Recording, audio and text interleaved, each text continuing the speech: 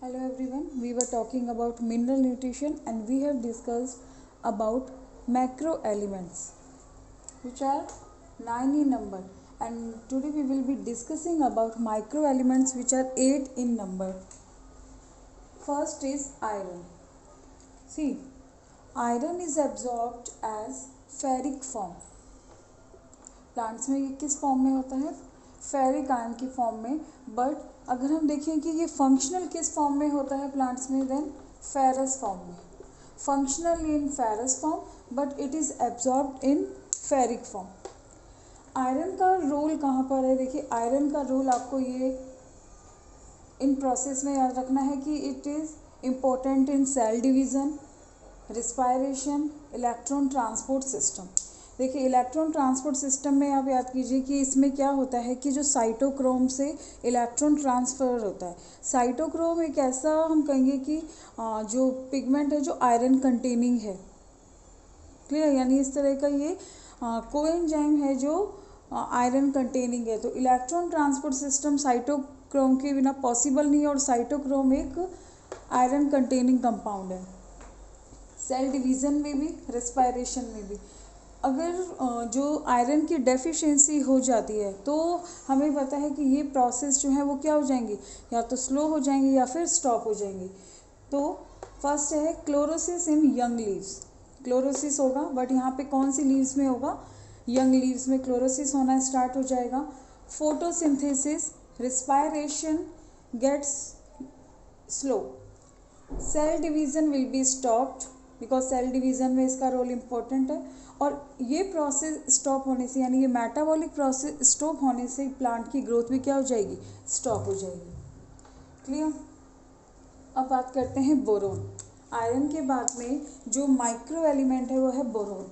देखिए, बोरोन किस फॉर्म में होता है? अब्जॉर्ब होगा बोरेट आयन की फॉर्म में. सॉइल में कैल्शियम एंड बोरोन दोनों ही प्रेजेंट होते हैं, और कैल्शियम है वो बोरोन से रिएक्ट करके कैल्शियम बोरेट कंपाउंड को फॉर्म करेगा. अगर कैल्शियम का जो प्लांट है वो क्या करेगा? देखिए, कैल्शियम को ज़्यादा एब्जॉर्ब कर लेगा. यानी कैल्शियम क्या है कि एब्जॉर्ब हो जाएगा और बोरोन नहीं होगा. इट मीन्स जो बोरोन का डेफिशिएंसी है वो सॉइल में भी कम हो जाएगी, और सॉइल में कम होने से भी प्लांट क्या है, ये बोरोन एब्जॉर्ब नहीं कर रहा. ठीक है, कि कैल्शियम की एक्सेस में बोरोन की ऑलवेज डेफिशिएंसी होगी. Is it clear? कि कैल्शियम अगर सफिशिएंट अमाउंट में है तो बोरोन क्या होगा? लो अमाउंट में होगा. ये कंपीट कर रहे हैं. बोरोन की डेफिशिएंसी से ग्रीन जो है लीव्स जो है वो डार्क ग्रीन कलर की हो जाएगी, और लीव्स जो है वो थिक हो जाएगी. और क्या होगा? बोरोन का देखिए एक इम्पोर्टेंट डेफिशिएंसी सिम्टम है pollen germination fail. Pollen germination inhibit हो जाता है, स्टॉप हो जाता है. सीड जर्मिनेशन स्टॉप हो जाता है. क्वेश्चन आ जाए कि पॉलन जर्मिनेशन स्टॉप है, इट मीन्स किस एलिमेंट की डेफिशिएंसी है? तो वो है बोरोन. अगर पॉलन जर्मिनेशन ही नहीं हो रहा है तो फ्लावर नहीं बनेगा. फ्लावर कैसे हो रहे हैं? यानी पॉलन अगर एक्टिव नहीं है तो हम कह सकते हैं कि स्टेराइल फ्लावर है. यानी लेस फ्लावरिंग हो रही है, उनमें पॉलन जर्मिनेशन नहीं हो रहा है.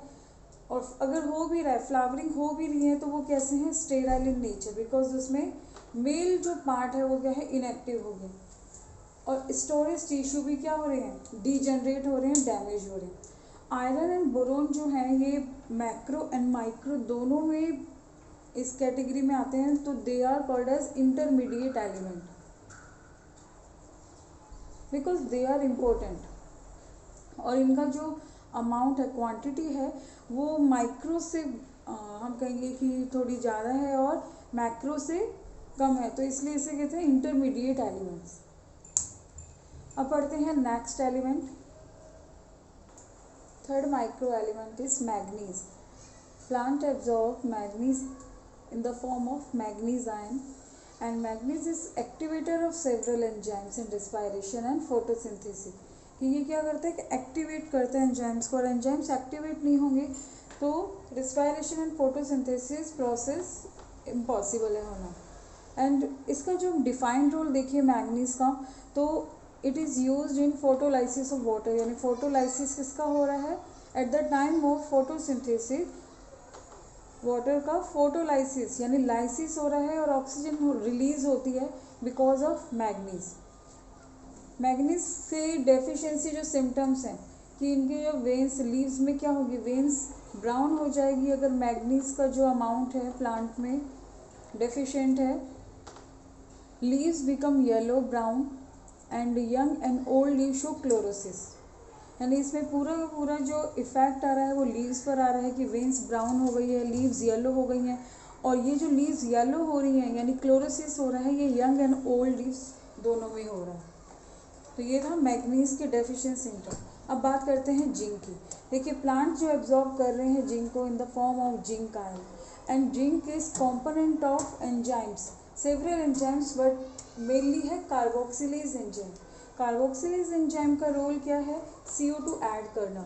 किसी भी जो हम कहेंगे कंपाउंड में अगर CO2 ऐड हो जाती है दैट इज़ कॉल्ड कार्बोक्सिलेशन, और वो किसकी प्रेजेंस में होता है, in the presence of carboxylase enzyme. तो कार्बोक्सिलेज एंजाइम का जो कंपोनेंट है वो है जिंक।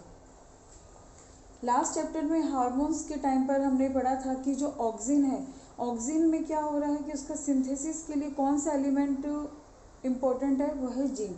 यानी जब बायोसिंथेसिस हो रहा है ऑक्सिन हार्मोन का या इंडोल एसिटिक एसिड का, तो उसमें भी जिंक का इम्पोर्टेंट रोल है। जिंक की डेफिशिएंसी से होने वाले सिम्टम है कि क्लोरोसिस हो जाएगा, लीव्स का डिस्कलरेशन हो रहा है, ग्रोथ जो है स्टेम की ग्रोथ यानी इंटरनोड जो है वो रिड्यूस हो जाएगी, internode growth will be reduce, और लीव्स जो हो जाती है स्मॉल रह जाती है। ये स्पेसिफिक फीचर है जिंक का कि लीव्स जो है वो स्मॉल हो जाती हैं, और लिटिल लीफ जो डिजीज़ है यानी लीव्स स्मॉल रह गई है, और little leaf disease is caused by zinc.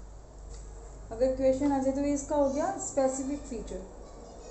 और यहाँ पे मैग्नीज का देखिए रोल कहाँ आएगा, अगर क्वेश्चन आ जाए कि photolysis of water will be stopped, किस ऐसे आयन की जो प्रेजेंस में ये होता है, तो वो है मैग्नीज। और little leaf disease is caused by zinc. Pollen germination की बात करें तो वहाँ पर आएगा बोरोन, और आयरन की बात करें यानी रेस्पायरेशन जो इलेक्ट्रॉन ट्रांसपोर्ट सिस्टम में किसका रोल है, आयरन का। तो यहाँ हमने 4 माइक्रो एलिमेंट्स पढ़े, तो आपको कंफ्यूज नहीं होना है, हर एक एलिमेंट के स्पेसिफिक सिम्टम्स है। आपको थोड़े कंफ्यूजिंग लग रहे होंगे कि क्लोरोसिस इसमें भी है इसमें भी है। देखिए क्लोरोसिस इज कॉमन सिम्टम कि लीव्स पर तो ये क्लोरोसिस हो गई, जैसे फीवर एक कॉमन सिम्टम होता है डिजीज़ का, कोई भी डिजीज़ है फीवर आता है, सिमिलरली क्लोरोसिस भी ऐसा क्या है, कॉमन सिम्टम है कि कोई भी अगर एलिमेंट एब्सेंट है या लो अमाउंट में है तो प्लांट में क्लोरोसिस ऑब्जर्व होता है। तो आप ये लिख सकते हैं, बट हर एक एलिमेंट का स्पेसिफिक सिम्टम आपको ज़रूर लिखना है, ठीक है। तो यहाँ हमने 4 एलिमेंट्स पढ़े, रिमेनिंग जो एलिमेंट्स हैं नेक्स्ट वीडियो में पढ़ेंगे। Thank you.